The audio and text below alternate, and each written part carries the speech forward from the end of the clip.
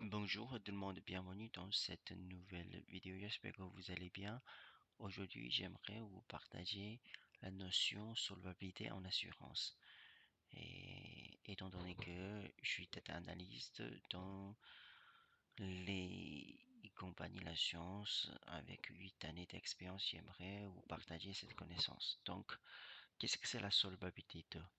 Qu'est-ce que c'est la solvabilité en assurance? C'est la capacité d'un organisme, l'assureur, de répondre à ses besoins, à ses engagements vis-à-vis de ses clients au vu de ses sources. Donc, l'engagement, c'est le fait de régler des sinistres et les ressources, ce sont les fonds propres actifs d'un organisme à sa disposition. Pourquoi solvabilité 2? En 2008, la crise financière qui va entraîner une certaine fragilité des marchés et qui va mettre exergue les manques de la directive solvabilité 1. De ce fait, on va mettre au goût du jour cette directive qui s'appelle maintenant solvabilité 2, qui est là pour harmoniser les pratiques prudentielles à l'échelle européenne et renforcer la culture du risque et ainsi garantir la solvabilité des organismes l'assureur. Solvabilité 2, ce serait que dure autour de trois piliers. Le premier pilier, ça va être un pilier qui vise exigence quantitative. Le deuxième pilier autour des exigences qualitatives. Et le troisième pilier sur les exigences de transparence. Le pilier 1 est là pour instaurer vraiment les exigences en termes de capital.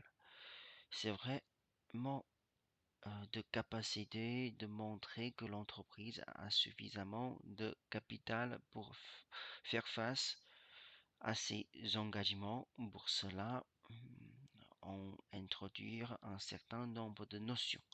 Par exemple, le minimum capital requis, MRC, ou encore capital solvabilité requis, qui définit le capital pour faire face à un risque majeur. Le pilier 2 se concentre sur les sujets de gouvernance. On cherche à garantir que l'entreprise est correctement gérée au vu des risques qu'elle prend. Et pour ça, donc, on va avoir un certain nombre de fonctions clés introduites telles que l'audit interne, le contrôle interne, actuariat et la fonction de gestion des risques. Voilà, ça c'est certains métiers dans le compagnie l'assurance, il, il devrait de construire la direction audit interne, contrôle interne, direction actuariat et la fonction gestion des risques. Voilà.